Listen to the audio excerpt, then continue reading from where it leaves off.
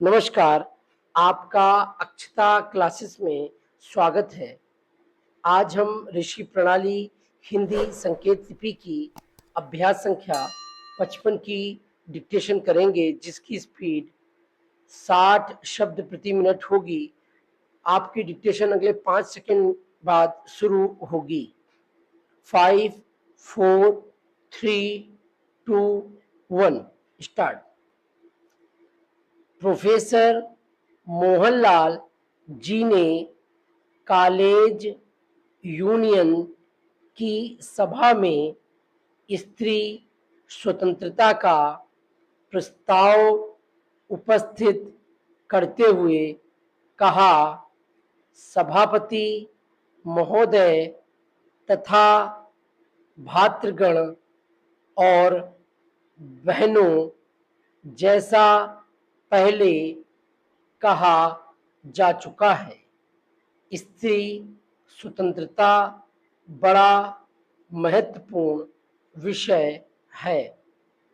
स्त्री और पुरुष समाज की इकाई के दो आवश्यक अंग हैं। कोई भी समाज या देश तभी सुदृढ़ और सुसंगठित हो सकता है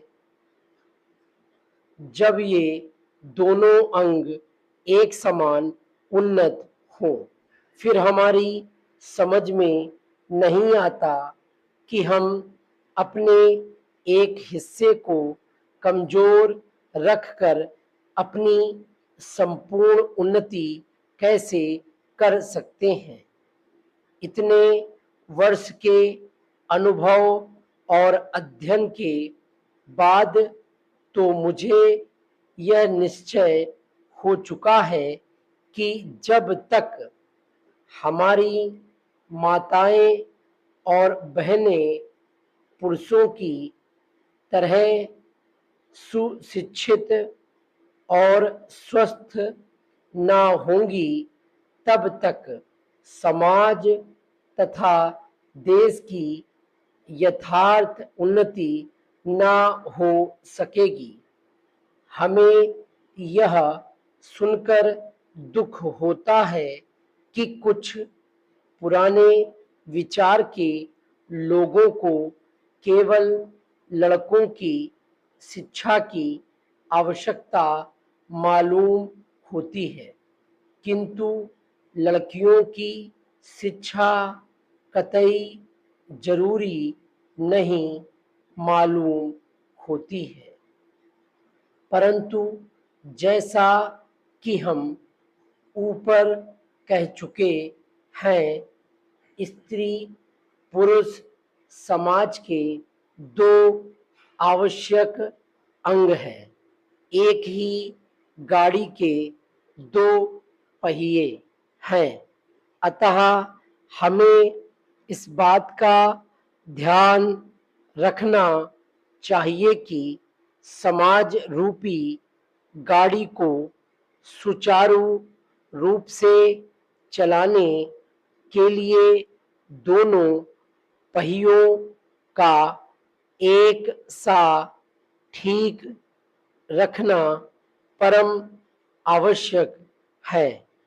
यह हो ही कैसे सकता है कि एक चाक टूटा हो फिर भी गाड़ी ठीक चले।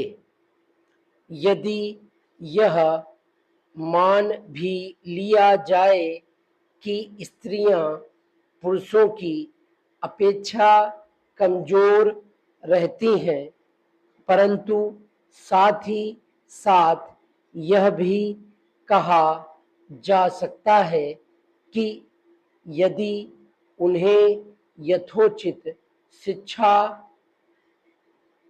मिले तो पुरुषों की कठिनाइयों में सच्ची सहायता कर सकती हैं एवं बड़ी आर्थिक गुत्थियां हल कर सकती हैं। यह पुरुष की स्वार्थ पड़ता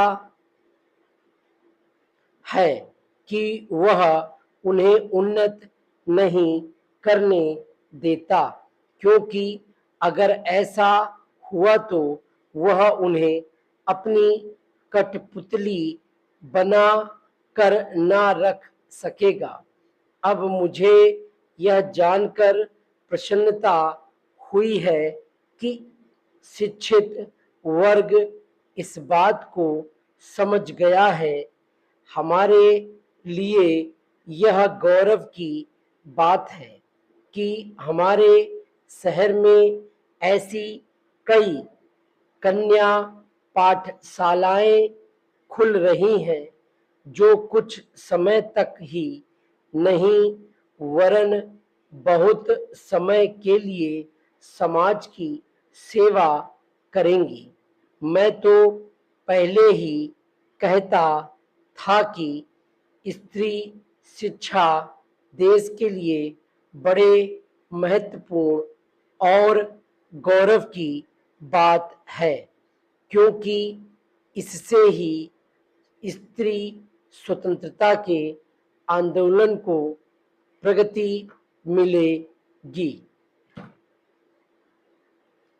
इसके बाद एक महाशय ने खड़े होकर कहा कि मैं आपके विचारों यानी आपका हृदय से स्वागत करता हूं और साथ ही आपके प्रस्ताव का समर्थन करता हूं।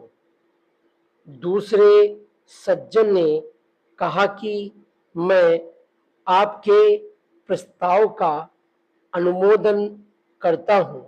फिर वोटिंग होने के बाद सभापति महाशय ने कहा कि यह प्रस्ताव सर्वसम्मति से स्वीकृत हुआ अथवा सर्वसम्मति से पास हुआ। डिक्टेशन कंप्लीट हो गई है।